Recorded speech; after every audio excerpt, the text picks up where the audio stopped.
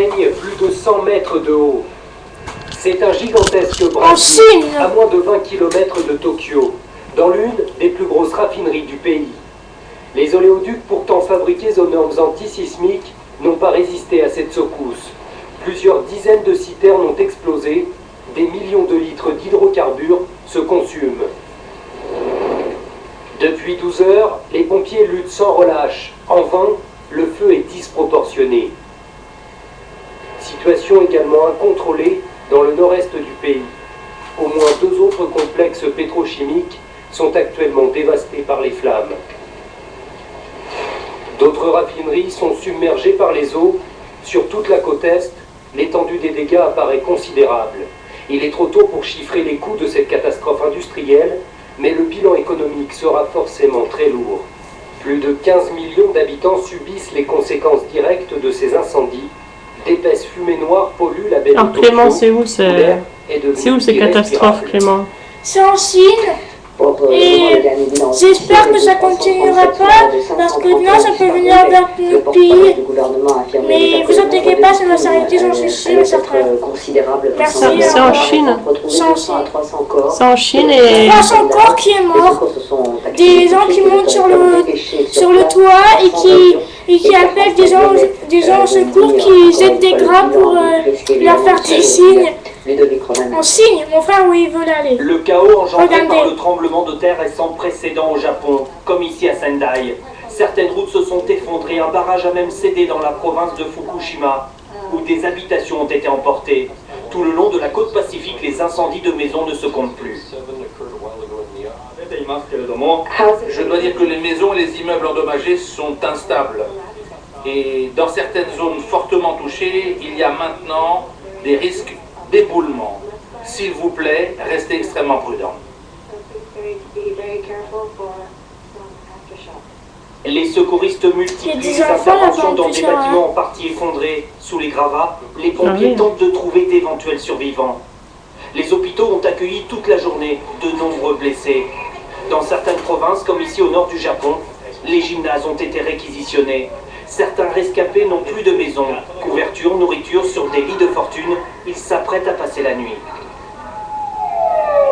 À Tokyo, la ville est en partie paralysée ce soir. 13 millions de citadins ne peuvent plus utiliser les transports en commun. J'étais dans le train quand le tremblement a commencé. C'était très fort et tout à fait effrayant. Les routes sont impraticables, c'est vraiment terrible. Et je ne sais pas comment je vais faire pour rentrer chez moi. Résignés, beaucoup de voyageurs sont partis à pied à travers la ville pour rentrer chez eux. Un après-tremblement de terre surprenant de calme pour ce touriste français. C'est bizarre, c'est assez impressionnant parce qu'on voit tous ces Japonais très calmes. Alors, certains portent des casques, c'est un peu spécial, mais ils sont tous très calmes et ils marchent.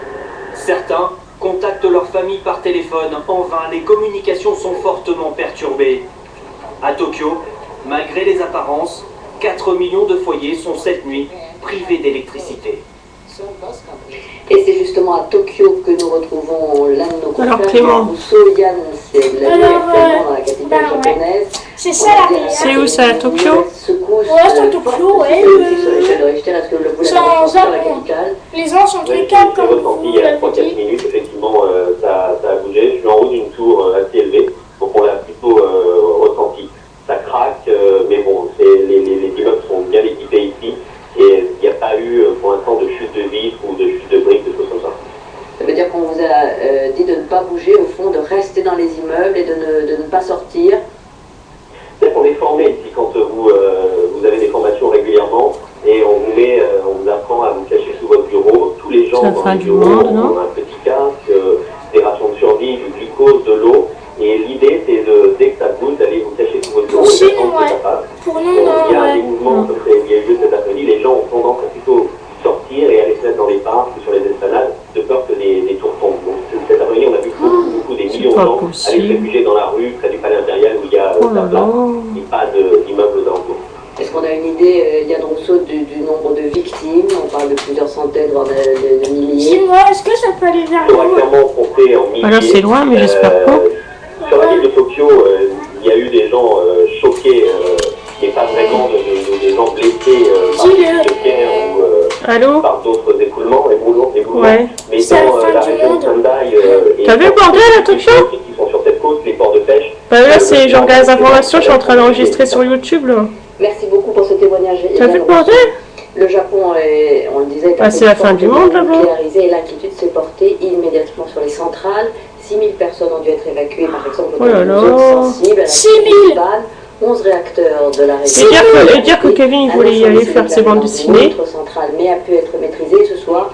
Une petite fuite serait. Bah c'est ça, il voulait aller en Chine faire ses bandes dessinées. À Tokyo. C'est ce qu'indique en tout cas le ministre japonais de l'industrie. Ah c'est pas pareil. Et c'est au Japon, Clémence, pas en Chine. Voici l'un des 3 sites nucléaires touchés par il y a combien de bornes d'ici? La centrale de Fukushima sur la côte est du Pacifique, à environ 300 km de l'épicentre.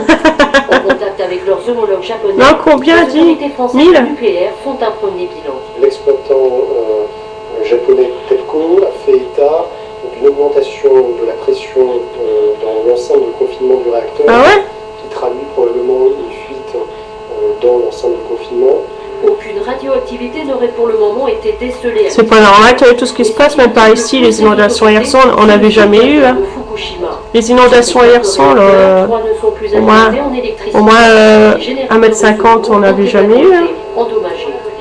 Il est important sur une centrale nucléaire de maintenir ce qu'on appelle des précautions essentielles de sûreté, qui sont la maîtrise de la... Et le calendrier chinois, il finissait quand? Également le refroidissement. Tu te rappelles le calendrier chinois, que c'était la fin du monde? Le calendrier chinois, il disait, hein, en 2014. Sans électricité, le système de refroidissement du réacteur ne peut plus fonctionner, d'où un risque de fusion du cœur nucléaire. Avec ses 17 centrales et ses 55 réacteurs, le Japon est l'un des pays les plus nucléarisés au monde. Ces réacteurs sont en principe conçus pour résister à un tremblement de terre. Hein? Putain. Allô? Ouais, je t'entendais plus. Tu disais quoi? Ah, ça fait résistance avec l'ordinateur. Allô? Ouais, je t'entends. Pourquoi ça fait résistance? De Richter, le tremblement de terre qui s'est produit ce matin est le plus violent depuis plus d'un siècle au Japon. Un séisme qui a duré plusieurs minutes et qui a bah ouais, c'est avec tout ce qui se passe. Hein. Sur les sismographes de l'Institut de physique du globe de Strasbourg. La durée de cette onde en fait, est extrêmement importante puisque la durée de la secousse a été de plusieurs minutes. Ouais. Sans doute